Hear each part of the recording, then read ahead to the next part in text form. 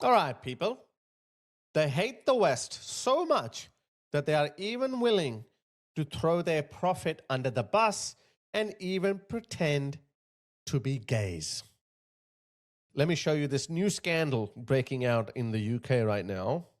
And looks like, for once, the BBC has done something right. Migrants are paying thousands of pounds to fake gay asylum claims in the UK. Undercover reporters found a shadow industry of lawyers and advisors offering fabricated photos, fake medical reports, and letters from invented male partners with fees ranging from £2,500 to £7,000. Pakistani nationals make up 42% of all LGBT asylum claims in the UK, despite accounting for just 6% of overall applications. So for some reason, either Pakistan has more gays than anywhere else in the world per capita, or Pakistanis have found a way to defraud the British asylum system better than anyone else. Have a look at this. So this woman is one of those lawyers who assist people by telling them to lie about the sexual orientation.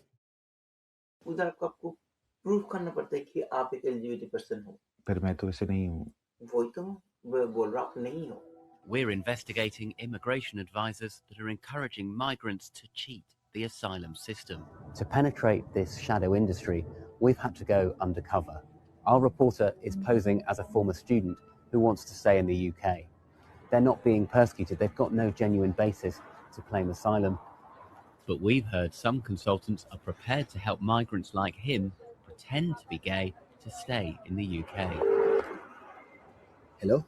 After putting out some feelers, our undercover reporter's phone rings out of the blue. Someone's got in touch from a number that we have not got saved. and then I don't know who the person is but her name's Tanisha And she knows that you're interested. yeah in gay I said but I'm not a gay she goes doesn't matter no one's gay Later that evening, our undercover reporter puts a face to the voice on the phone.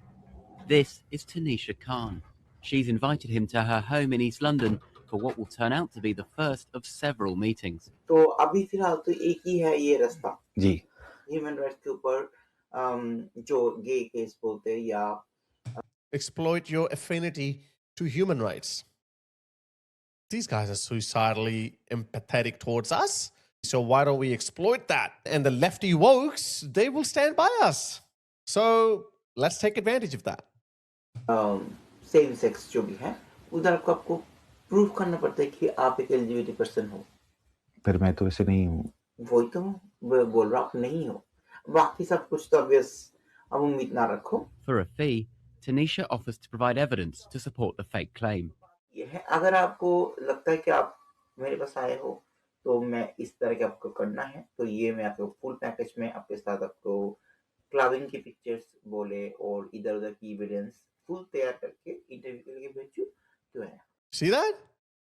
We'll take you to gay clubs, we'll take sexy photos, and we will use that as evidence, and we'll give it to the Department of Immigration and say, hey, look, he's gay. Anna Gonzalez is an immigration lawyer with more than 2 decades experience working on human rights cases. This is the very last thing an advisor should be doing. So this person is breaking the law, is committing fraud by manufacturing a claim to give to this person, an oven-ready claim, so to speak.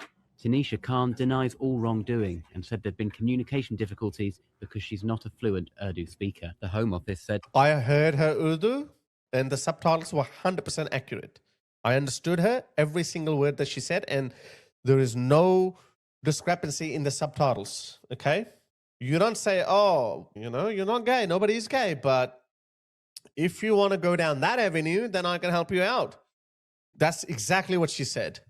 anyone found trying to exploit the system will face the full force of the law. Yeah, right. Let me give you a little anecdote as well. So throughout my career, I have given 3 or 4 letters of recommendation, 2 in Germany for some reason, 1 in Canada, and 1 in Australia, okay? The guy in Australia was 100% legit atheist. And it's very easy to find out whether someone is a legit ex-Muslim or not. By the way, the BBC report actually confirms that they're not only pretending to be gays, but they're also pretending to be atheists. Check out the level of their depravity.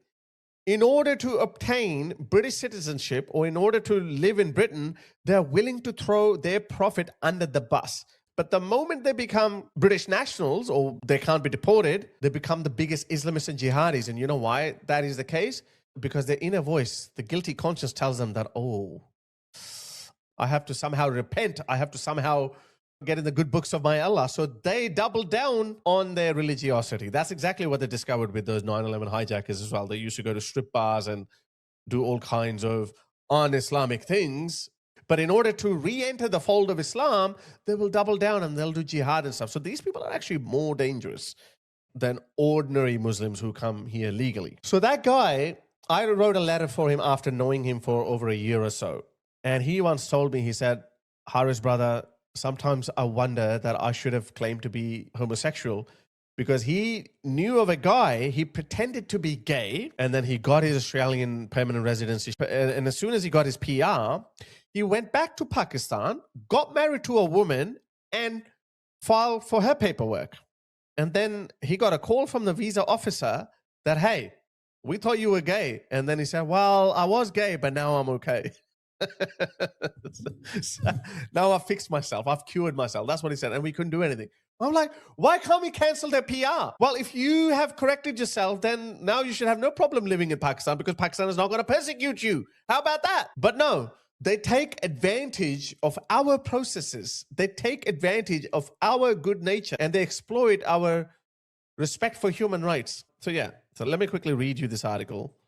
Bogus websites, staged protests, and pretend atheists inside the fake asylum industry. It all amounts to a sham industry which includes charging migrants for advice on how to pose as gay to claim asylum, as exposed by the first part of our undercover investigation into the immigration system. I am still sensing that they are trying to put all the blame on these migrant agents.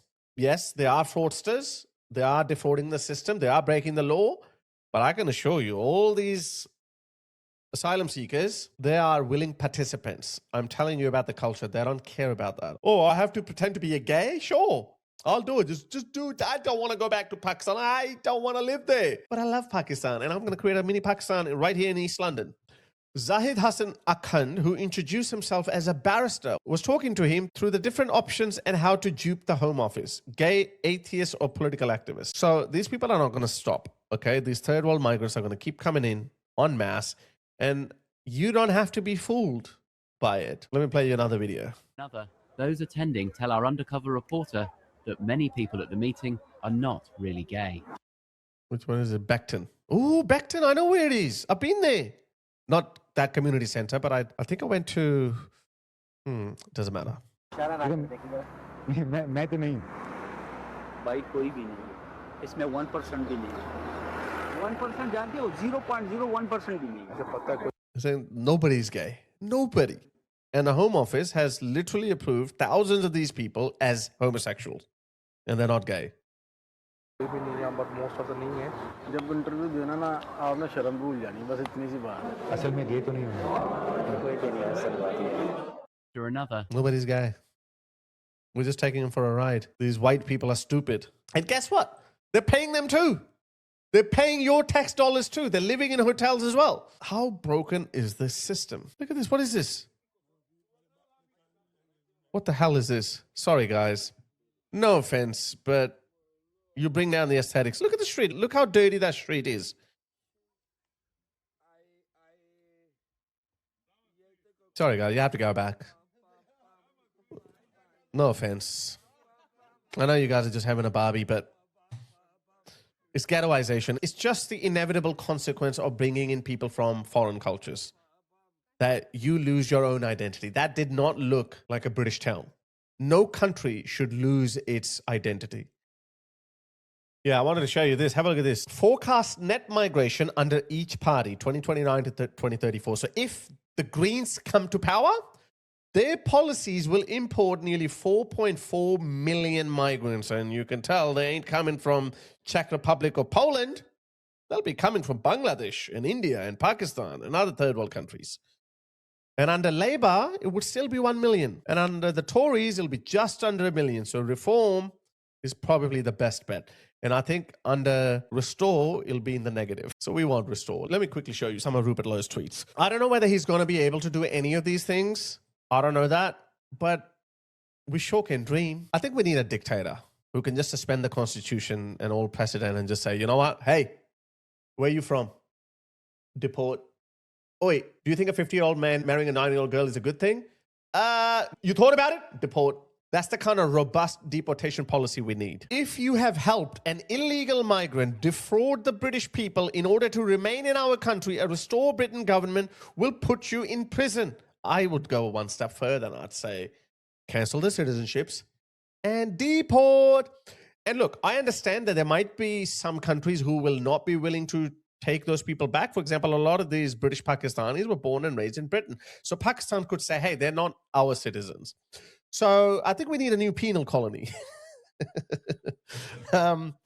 Somewhere in the middle of the Atlantic. Surely we can find a little island. Hey, go live over here. Build your infrastructure. We'll give you some money, okay? We'll give you some raw material so you can build huts and shacks and stuff, you know? And let's see how you go. Let's see if you can make a country as successful as Australia in this little island of you. See? People love to insult Australians that, oh, you were convicts.